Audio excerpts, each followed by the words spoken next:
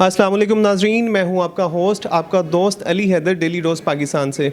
इस वक्त मैं मौजूद हूं पीपल्स पार्टी के मरकज़ी दफ्तर में, जहां पे बड़े ज़ोरों शोर से कैंपेन जारी है और चौधरी मोहम्मद असलम गिल साहब के सपोर्टर्स यहां पे बहुत ज़्यादा मौजूद हैं।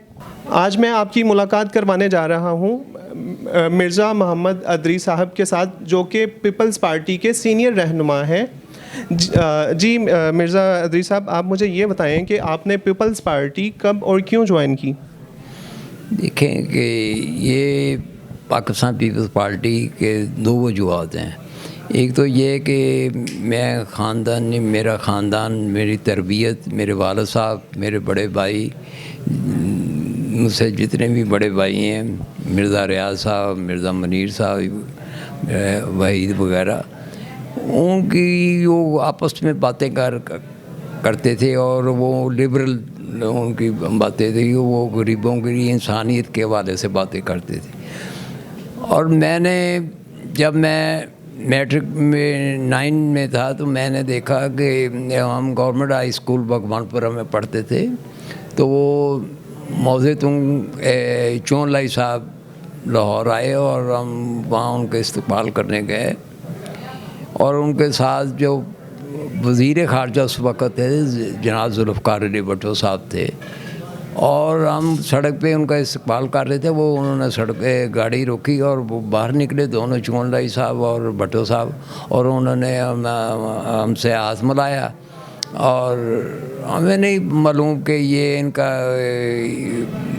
क्यों इस्तकबाल कर रहे हैं या क्या वजह है या क्या, मगर उनकी शख्सियत दोनों की इतनी थी कि हम उनके शहर में चले गए और हम वहाँ से ये सदर चौक से लेके हम शालामार बाग तक उनकी गाड़ी के पीछे पीछे भागते हुए, हम लड़के कुछ 10-12 लड़के होंगे, हम आए तो मोहब्बत से। हमें ये इश्तियाक था कि ये कब बाहर आएंगे, हम दोबारा मिलेंगे। बच्चे थे, जितनी समझ थी। उसके बाद ये कुछ अरसे बाद, कुछ 1 साल भी नहीं गुज़रा होगा कि डॉक्टर मुबशर हसन साहब जो यूनिवर्सिटी में प्रोफेसर थे, मेरे वालिद साहब का भी ताल्लुक़ टीचिंग से था। 4 आदमी उन्होंने यूनिवर्सिटी से जबरी रिटायर कर दिए, जिनमें मेरे वालिद साहब, डॉक्टर मुबशर साहब और 2 और साजा थे या जो वहाँ मुलाज़म थे, जो कुछ भी है। जबरी रिटायर्ड करने की रीज़न क्या थी? वो मैं बताता हूँ ना कि वहाँ इन्होंने ये स्टूडेंट में काम कर रहे थे, लिबरल और लेफ़्ट की, और जो उनको नहीं अयूब जनरल अयूब का ज़माना था, और वो उन्होंने उसके बाद भुट्टो साहब ने रिज़ाइन भी कर दिया था कुछ अरसे बाद, और उसके रिज़ाइन करने से पहले ही इनको निकाल दिया था कुछ अर्सा पहले, क्योंकि हो सकता है इनका कोई राबत हो, कोई या वो न CD वालों ने बताया हो कि ये उनके लिए काम कर रहे हैं या करेंगे, या ये लोगों को शौर दे रहे हैं।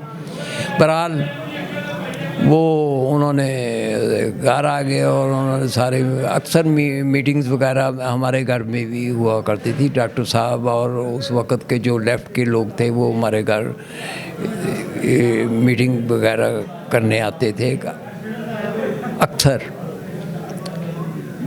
उसके बाद उन्होंने पाकिस्तान पीपल्स पार्टी बनने से कुछ अर्सा बाद कि ये जल्लो मोड़ जो GD रोड पे है, वहाँ एक जलसा रखा उन्होंने, भुट्टो साहब ने वामी जलसा।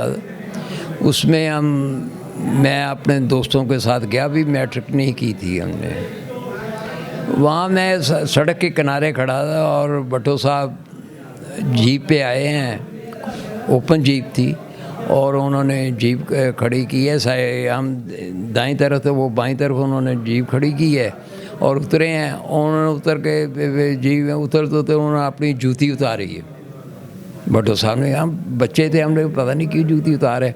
वो आए हों, हम नारे लगा रहे थे भुट्टो साहब के, वो सबसे पहले हमारे पास ही आए, सबसे हाथ मिलाया और उन्होंने मेरा बाजू पकड़ लिया और कहा है कि तुम भी जूती उतारो।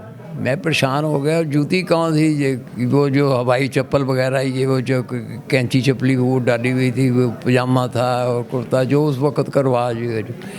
तो उन्होंने मेरा बाजू पकड़ा, जलसा गाह की तरफ चलने शुरू हो गए। मगर आगे उन्होंने ही ऊपर जाना था, हम तो नीचे ही खड़े रह गए ना। मगर ये मेरी उनके साथ पहली मुलाकात समझ नहीं, या उनकी शफकत समझ नहीं, या जो कुछ भी है मुझे जो पहली तो उधर थी, ये दूसरी समझ लें। उसके बाद ये हुआ कि कुछ अर्सा बाद पाकिस्तान पीपल्स पार्टी की बना, हम सुनते थे घर में, कभी अखबार भी अपने जितना पढ़ लेते थे, कभी देखते थे उस वक़्त। और ये हुआ कि एक दिन उन्होंने कहा जी ये 30 नवंबर थी गालबन, तो उस दिन उन्होंने कहा जी घर वालों को, मेरे वाला साहब ने कहा कि डॉक्टर साहब ने कहा है सारी फैमिली आओ। हमारी वालदा, भाई सारे, और मेरे चचा, उनकी बीवी, सब पूरी फैमिली हम गुलबर्ग में मार्केट के सामने उनका राइज थे, वहाँ गए हैं। वहाँ हम बैठे हुए थे, बच्चे थे वो, कुछ ही अर्सा बाद वो उनकी बार वो उनका वो बातचीत हो रही थी। उसके बाद में मेंबरशिप उन्होंने शुरू की है उसी रोज़ जिस दिन तश्कील पाई है। और भट्टो साहब के वो डॉक्टर साहब वो कापी जिस पे रुकनीत हो रही थी, पहली कापी भट्टो साहब का जिसमें 1 नंबर रुकनीत है, और वो लेके अंदर आ गए, कहते भी आप भी भरो सारे। मेरी वालदा को कहा भाभी आप भी अपना भरे हैं, सारे भरे। वो मेरे बड़े भाई ने सबका नाम लिखे, ये जो कुछ भी है। मेरा उस वक्त कोई एक चांस समझ ले, कुछ समझ ले, 75 नंबर मेरी रुकनीत का। उसके बाद इलेक्शन वगैरह आ गए, वो हमारे मियाँ रफ़ी साहब से उन्होंने इलेक्शन लड़ा, और डॉक्टर मुबशर साहब उन्होंने कौमी असेंबली ये उनके मुकाबले में मज़ेदारी की बात यह है कि उनके मुकाबले में मियाँ शुजाउर रहमान के, मियाँ मुसबाह रहमान के बड़े भाई थे मियाँ ज़काउर रहमान, बहुत अमीर आदमी उस वक़्त भी। उन्होंने बहुत पैसा लगाया, मगर उनको वोट मिले चंद हज़ार, ये डबल नहीं हुए, वो फिगर डबल नहीं हुई उनकी, 4000 होंगे या 5000 होंगे। उसके मुकाबले नेशनल टेंडरी वाले शेख मोहम्मद सैन खड़े थे, और उन्होंने बेइंतहा पैसा लगाया। उन्होंने उस ज़माने में एक बात मिसाल बन गई थी कि कोई 75 लाख रुपया उस ज़माने में उन्होंने लगाया, हल्का भी बहुत बड़ा था, और उनको वोट मिले 7500। इतना पैसा लगाने के बाद वोट, बात सुने ना, ये लोगों का शौर था भट्टो साहब का दिया हुआ कि इनको वोट नहीं देना है, ये पुराने ठग हैं, ये पुराने ये लूटने वाले हैं, ये यूँ के साथी हैं, इनको वोट नहीं देना। और डॉक्टर मुबशर साहब एक इनका लिबास जब ये इलेक्शन कैंपेन पे या पूरे इलेक्शन में देखा है कि एक हवाई चप्पल, एक ही पेंट देखी है पूरे इलेक्शन में, और ऊपर बूशर्ट, और एक वॉक्स वैगन कार, वो भी पुराने मॉडल की, कभी बंद हो जाती धक्का लगाना पड़ता था। उसमें उन्होंने इलेक्शन लड़ा, और उन्होंने उस ज़माने में 87,000 वोट लिए, और पैसे उनको बाद में पूछा, सब ने वैसे बैठे हुए थे, वाला साहब दोस्त पार्टी के बैठे हुए, उन्होंने पूछा कि डॉक्टर साहब आपके कितने पैसे खर्चे हो गए हैं? उन्होंने कहा 85,000 रुपया, उसमें भी 400 बचे हुए हैं। 85,000, 1 लाख रुपया भी पूरा नहीं, और उनका 75 लाख रुपया, मियाँ ज़का का भी काफ़ी पैसा लगा, ये जो कुछ भी है। ये फिर उसके बाद हम पार्टी में बच्चे थे, जब वो कभी कोई फंक्शन होता है या कोई मीटिंग होती या कभी अपने शौक़ से चले जाते थे, हमें ये जो कुछ भी है। मगर भट्टो साहब का ये 4.5 साल का दौर था, उसमें गरीब आदमी जो छाबड़ी वाले हैं या जो किसान हैं या जो मज़दूर हैं या ये जो बिल्कुल निचले तबके के लोग थे, कुचले हुए ये समाज के, उन्होंने इंतहाई वो खुश थे। क्योंकि सबसे पहले तो उन्होंने किया कि जी जो गांव में जो देहातों में तो किया जो वाए वही खाए, वो मालक है। जगीरदारों से रकबे छीन के या लेके उनको अलाट कर दिए, 12.5 एकड़ ज़मीन उनको फ्री दे दी। वो इस लिहाज से खुश थे। और जो शहरों में लोग रहते थे, इन्हें कहे भी जो मकान किराएदार है वो किराया नहीं आज के बाद देगा, और उसके बाद उनको जो सरकारी ज़मीन पर मकान बने हुए हैं वो उनके ही है, हम उन्हें अलाट कर देंगे वो जगह या जो बनाए हुए वो मकानों के मालिक बन के उनको किराया नहीं दे, जो दूसरे लोग थे उनको किराया नहीं देना पड़ता था, और तनख्वाहें वगैरह इनकी मकबूल की। उस वक़्त भी जब ये इस्लाहात की ये जो ज़रई, तो ये सरमायादार जगीरदार इनके ख़िलाफ़ हो गए। इन्होंने कहा है जी ये हमें गल्ला बार से मंगवाना पड़ेगा, ये तो ये हो जाएगा। वो बहुत इन्होंने ये जो ये टॉक शो में या एंकर आते हैं, उस वक्त भी बड़े बड़े फ़िलासफ़र हुआ करते थे वो आवाम का ज़हन बदलने के लिए। मगर हुआ ये कि जो उनसे ज़मीन लेकर 12.5 एकड़ लोगों को दी, उन्हें पता था कि ये हम ज़्यादा पैदावार लेंगे, ये जितनी बचत होगी हमारे घर आएगी, हमारे बच्चों के काम आएगी। इतना हुआ कि उस ज़माने में भी कई गुना ज़्यादा गल्ला पैदा हुआ। अच्छा मिर्ज़ा साहब, मुझे और हमें उसका कुछ हिस्सा जो एक्सपोर्ट भी किया हम एक्सपोर्ट करने के काबिल हो गए। अब पहले मुल्क ज़रूरी ज़रूर था, मगर हम एक्सपोर्ट ये गलत हुआ, हुकूमत की गलत पॉलिसी की वजह से वो एक्सपोर्ट के लिए अनाज बचता ही नहीं था कि हम एक्सपोर्ट करेंगे जो कुछ।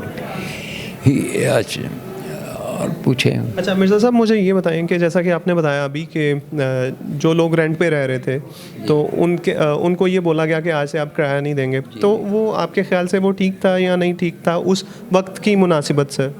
नहीं, वो तो था ना कि जो बड़े बड़े ये लैंडलॉर्ड तो नहीं है, जो बहुत सारे लोग थे जिन्होंने कई मकान बनाए हुए थे, उन्होंने कहा भी ये मकान जो है ये जो कुछ भी है ये किराया नहीं देंगे, ठीक है आप इसमें रहें। वो गरीबों को कहा, वो उनको किराया उस ज़माने में 50-100 रुपये किराया, और 50-100 रुपये की फेवर भी बहुत फेवर होती है, लिहाजा गरीब आदमी बहुत खुश हुआ है। उन्हें उसके बाद इस्लाहात आई हैं, ये उनकी लेबर इस्लाहात आई हैं, ये मेडिकल इस्लाहात आई हैं, ये क्या नाम है इसका, ज़रई इस्लाहात आई हैं, खारजा पॉलिसी हमारी तब्दील हुई है, उसमें तो ये खुशहाली आ गई थी। मगर ये हज़म नहीं हो रहा था रुजत पसंदों को। उन्होंने भट्टों के साथ ताना बाना करना शुरू कर दिया, बुनना शुरू कर दिया, और किसी न किसी तरीके से अपने आदमियों को पार्टी में शामिल करवाया, और उसका शनासा तो सबको पता है कि क्या हुआ क्या नहीं हुआ। वो नहीं करना चाहिए था उस वक़्त। बहरहाल को मजबूरी भी होती हैं या बन जाती हैं मजबूरी जो कुछ। बहरहाल किसान मज़दूर उस वक़्त खुशहाल हो गया था, खुशहाल था और बहुत खुश था। अच्छा, सुनने में ये भी आया कि उस दौर में जो है जो इन्वेस्टर था वो पाकिस्तान से भाग गया था। उन्होंने जो पाकिस्तान में इन्वेस्ट करना था वो जो है दूसरे कंट्रीज़ में जो है ना इन्वेस्ट कर दिया था, तो उससे आपको लगता है कि पाकिस्तान को नुकसान हुआ होगा? मेरी बात सुने, इन्वेस्टरों से ये ठीक है कि अगर इन्वेस्टर सही हों तो मुल्क जो है ना उसकी माशियत खड़ी होती है। मगर ये वो इन्वेस्टर नहीं थे, वो डाकू थे, अब भी हैं, ठीक है, मगर सही माशियत तभी मजबूत होती है कि जब वहाँ अपनी हमारी मेहनत काम आए, हमारे मज़दूर खुश हो, उनको मुआवजा पूरा मिले, किसान को उसकी मेहनत का सिला पूरा मिले, और वो खुशहाली तब आती है। ये इन्वेस्टरों से कई वजह से नहीं कभी आई, ये तो कारोबारी लोग होते हैं, इन्होंने अपना मफाद देखना होता है। इतना ये चले जाते हैं, चले जाएं। भुट्टो साहब ने भी कहा था, हम भी कहते हैं कि हम दोबारा आएंगे, अगर ये इन्वेस्टर करते हैं तो ठीक है, अगर नहीं करते तो कोई बात नहीं है। हम इतनी मेहनत करेंगे। पॉलिसी जैसे आपके सामने है कि जब जरदारी साहब आए हैं, ये पिछले इलेक्शन में हमारी हुकूमत बनी है, प्रेसिडेंट बने हैं, तो उस वक़्त भी पाकिस्तान वो इंपोर्ट करता था गल्ला, गंदम, चावल, चीनी इंपोर्ट करता था। मगर इन्होंने आके सबसे पहले आके इन्होंने उसकी कीमत बढ़ाई है, आटे की। लोगों जी ये आते ही महंगाई कर दी है। उसका ये है कि जो किसान ने, लोगों ने कहा कि हमें इतनी प्रॉफिट मिलेगी, हम ये गल्ला ये गंदम बीजेंगे या ये करेंगे वो करेंगे। उसका रिज़ल्ट ये आया कि पाकिस्तान पहले बाहर से मंगवाता था। जब पीपल्स पार्टी की हुकूमत आई और एक तरफ उनकी तरहाएँ बढ़ाई और एक तरफ वाफर गल्ला पैदा हुआ, और हम बाहर उसको भेजा, वहाँ से ज़र माजला आया डॉलर की सूरत में, और यहाँ डॉलर की कीमत मुस्तकिम हो गई। ये पॉलिसी होती हैं, ये ज़हन की बात होती है। ये ऐसे ही मतलब नहीं मुल्क चलते, इसके लिए सोच की ज़रूरत होती है। अच्छा मिर्ज़ा साहब, आप मुझे ये बताएं, अभी थोड़ी देर पहले आपने जिक्र किया कि भुट्टो साहब ने अपनी चप्पल उतार ली और आपको भी बोला कि आप अपनी चप्पल उतार लें। अपनी चप्पल उतार के ना तो अपनी जेब में रखी, उनके नौकर ने रख दी ना। तो हमने तो वहाँ मेरे दोस्त खड़े थे, उन्होंने कहा जाओ जाओ हम देख लेते हैं ये कौन सी तिल्ले की जूती है, कोई उठा के ले जाएगा। मैं कहा ले भी जाए तो कोई नहीं, मेरे लिए यही बहुत बड़ा एजाज़ है कि वो मेरा बाजू पकड़ कर मुझे ले जा रहे हैं। चप्पल उतारने की रीज़न क्या थी? क्या कोई रिस्पेक्ट में या किस वजह से? रिस्पेक्ट की बात नहीं है, वो असल में ये होता है जो लीडर होता है ना, वो उसका तासरात होते हैं कि वो इलाका किसानों का इलाका है, देहातियों का इलाका था। देहाती ज़्यादा देहाती और ऊपर से गरीब, इनके पाँव में जूती नहीं होती। भुट्टो साहब ने अपने आप को उसी में जो है ना ढाल लिया, उसी कल्चर में ढाल लिया। वो ये तो काम ही उनको तासर देने दिया है कि भी मैं भी आपके साथ हूँ। अगर आपके पास जूती नहीं है, मेरे पास भी नहीं, इतने में आदमी खुश हो जाता है, ये जो कुछ हो जाता है। अच्छा, आप मुझे ये बताएं कि मुझे पता चला है कि आपका कुछ टाइम जो है ना भुट्टो साहब के साथ गुजरा है। जैसे वो आते थे, लाहौर में आते थे या आप कराची वगैरह जाते थे, तो आपकी काफ़ी ज़्यादा पिक्चर्स भी हैं उनके साथ, फ़ोटोज़ भी हैं। मेरी बात सुने, हम बच्चे थे। दूसरा कि मेरा उनके साथ कोई वक्त नहीं गुजरा। जैसे मॉब है, हम बैठे हुए हैं तो बैठे हुए हैं, बस ठीक है, मगर कोई अंडरस्टैंडिंग वाली या कोई, क्योंकि एज का बहुत फ़र्क था ना, ठीक है। दूसरा मेरे पास कोई ओहदा भी नहीं था जिस वजह से मुझे वहाँ जाना पड़ता या वो मुझे बुलाते। हम तो आवाम थे, मगर शायद मेरा नाम भी उन्हें याद ना हो, मगर हमें पता था ये हमारा कायद है, भुट्टो साहब हैं। अच्छा, मुझे ये बताएं कि 2018 के इलेक्शंस में आपने जो है एमपी की सीट पे जो है ना इलेक्शन लड़े, और उसमें जो है आपने 41,000 प्लस आपने वोट हासिल किए, जो लाहौर में सबसे ज़्यादा वोट थे। वो ये है कि मुझे पार्टी ने मेहरबानी की है। पहले तो वो कौंसलर वगैरह 79 में मैंने जीता था ज़्यादौर में, वहाँ मैं अब डिप्टी अपोजिशन लीडर भी हाउस में रहा हूँ। फिर उसके बाद इलेक्शन जीता 87 में, ये उस वक्त भी मैं डिप्टी अपोजिशन लीडर था। पहले डॉक्टर ज़ियाउल्लाह बंगश के साथ, मियाँ बशीर के साथ, पहले मियाँ खालक और फ़ारूक शेख के साथ डिप्टी अपोजिशन लीडर था। ये बहुत दबंग लोग थे और इस काबिल थे कि वो करें। तो ये उन्होंने मेहरबानी की पार्टी ने कि मुझे टिकट दे दी ये 2008 में। तो मैंने, हम भी सफ़ेद पोश लोग हैं, हमारे पास भी इतने पैसे नहीं हैं, मगर इलेक्शन लड़ना था, पार्टी का हुक्म था। मैंने फिर उस इलेक्शन को, जैसे पहले मैं लड़ता हूँ लड़ता रहा हूँ और जीता भी हूँ और हारा नहीं बल्कि हराया गया हूँ। रात को जीत कर सोते थे, सुबह उठ के हारे होते थे। मैंने वो अपना इलेक्शन जो है ना, पैसे इतने नहीं थे हमारे पास कि करोड़ों रुपए हम लगा सकें या करें, साफ बात है या जो कुछ भी। तो मैंने सोचा क्या किया जाए। मैंने कहा क्यों ना लोगों को उनके घरों पे मिला जाए। ये मेरा दोस्त है बख्ती खान, मेरा बचपन साथी है, मेरा दोस्त है ये, और इन्हें भी पता है कि मैंने दिन और रात में 24 घंटे होते हैं।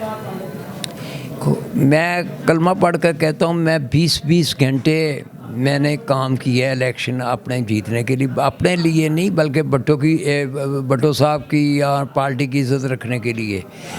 मैं हर घर में बजाते खुद 3 दफ़ा गया हूँ।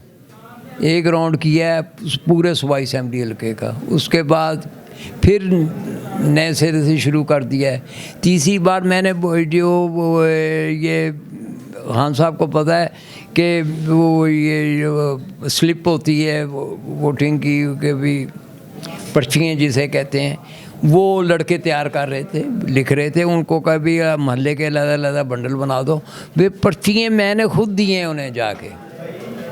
मेरे साथ महल्लेदार होते थे, दोस्त होते थे, बहुत होते थे, मगर मैंने अपने हाथ से पकड़ाता था और रिक्वेस्ट करता था। और मैंने अगर 20 घंटे काम किया है ना, तो कोई 10 घंटे या 12 घंटे मैंने अपने हाथ ऐसे ही रखे हैं सबसे, हर घर मैंने ऐसे ही आए, उनको मिन्नत की है और उनको बस मेहरबानी उन्होंने कर दी है। वो मेरे का भी, हम गरीब लोग हैं, इतने नहीं है पैसे, कोई पोलिंग एजेंटों को पैसे भी नहीं दे सकते, कोई ऐसा मसले नहीं है। तो आप जाएं, आपको वो पर्ची उधर से भी मिली है, ये इस पर लिखा हुआ है, आप शोर मत डालें, जाके जो खामोशी से वोट डालें। और वह रेलवे के एरिए को, जो मैंने कहा कि भी वो रेलवे मुलाजम है, मेरे हल्के में तकरीबन 60% रेलवे का एरिया है। और जरदारी साहब के दौर में वहाँ उनकी तनख्वाहें सरकारी मुलाजमीन की सबको पता है कि 150% बढ़ी हैं, कभी 50%, कभी 20%, कभी 25%, कभी 40%, मिल मिला के वो बनते हैं 150%। फिर वो जो उनके आदमी निकाले हुए थे उनको जरदारी साहब ने बहाल कर दिया, उनको रोज़ी मिल गई। जो रिटायर हो चुके थे उन्हें पेंशन उनकी डबल हो गई। मैंने कहा भी आप अपनी कसम का उठाएं कि कहें कि ये पहले दौर मुस्लिम लीग का दौर, और ये मुस्लिम लीग जो 45 साल से चली आ रही, 40-45 साल से चली आ रही है, उसने आपको दिया किया है क्या?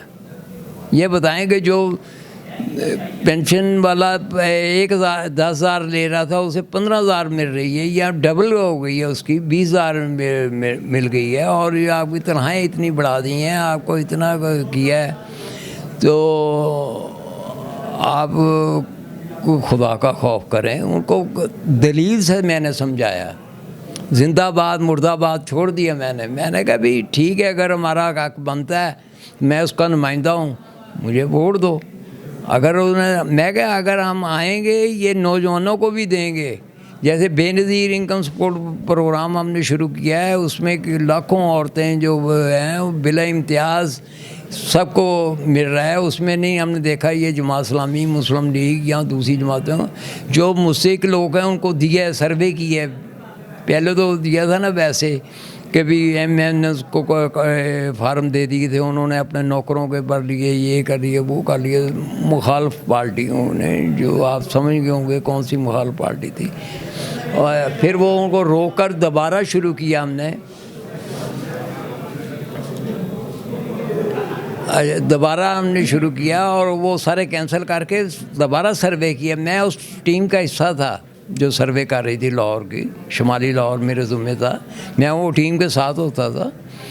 और मैंने उन्हें कहा भी कसम उठाओ कि ये आपने राय नहीं करनी, राय कि ये नहीं इम्तियाज़ी नहीं बरतनी, आपने देखना है कि गरीब है चाहे किसी जमात का है, चाहे वो मुसलमान है या हिंदू है या अक़लियत है या कोई है या मुसलमान कोई भी है, आप देखें कि वो अगर उसका बनता है तो उसको रजिस्टर्ड करें। और माशाल्लाह वो कोई एक पाई का नहीं। इससे पहले भी जब मोहतरमा का 88 में हुकूमत थी तो मुझे हमारे दोस्त हैं ये जंगीर एडवोकेट साहब, वो वफात पा चुके हैं, बड़े दबंग जाले थे, उन्होंने कैद कोड़े जेलें काटी हैं और बड़े उन पर केस बने। उनको सदर बनाया उन्होंने लाहौर का, पाकिस्तान बैतुल माल का ये फंड तकसीम, और मुझे जनरल सेक्रेटरी बनाया। हमने उस वक़्त भी ये बिल्कुल इंसाफ से काम किया, जिसकी वजह से इलेक्शनों में भी हमें काफ़ी मतलब फ़र्क मिलता रहा है या होता रहा है। लोग भी समझते हैं कि भी है क्या करें।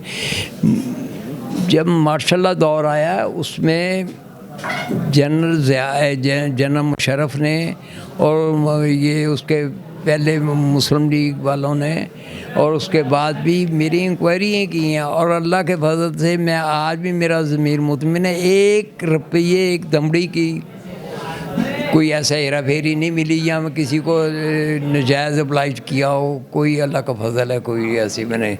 जब मैं बात चल रही थी कि मैंने इतने वोट कैसे ले लिए, वो मैं भाई बता रहा हूँ कि मैंने मेहनत की है, मेरे दोस्तों ने, मैंने अकेले ने मेहनत नहीं की, मेरे साथ 100 200 300 ऐसे ज़्यादा वर्कर थे जो नहीं थकते थे। अगर मैं कहीं सुस्ती करता वो मुझे कहते चलो, ये अकेला आदमी नहीं कर सकता। उसका ये होया ये 20-25 दिन ये हमारा ये टीवी पे आता रहा है। हम तो हारे हुए थे, वो मुखालफ ने जो मुस्लिम लीग का आदमी था उसने 60,000 वोट लिए, मेरा उसका 19-20 हज़ार वोट का फ़र्क था। 22 दिन बाद पता लगा जी वो जो उनकी व्हाट्सएप है उस पर मेरा वो व्हाट्सएप नहीं, वो जो उनका वो ये कंप्यूटर पे चलता है उसमें मेरा रिज़ल्ट बदल दिया है। मैं कहा इसमें क्या है ये जो कुछ भी है। उसके बाद ये फिर उन्होंने जब कराची वालों को पता चला, हमारे मरकज़ी सेक्रेटरीट को ताज हैदर साहब खुद आए, उन्होंने आके इंक्वायरी की, सेल वड़ैज साहब को बुलाया, क्योंकि उन्होंने मुझ पर तबसरा किया था 15-20 मिनट, मैं जीत रहा था ना, मुझे जी मैं जानता हूँ वो ऐसे। उन्होंने फिर उनको सारा मुतमिन किया, सारे रिज़ल्ट वहाँ पे नेपरा से लेके दिए और उनको कहा भी ठीक है। उन्होंने फिर मुझे लेटर भेजा, बिलावल साहब ने मेरा शाबाश दी है और जरदारी साहब ने भी, उन्होंने भी जो कुछ भी है तो ठीक है।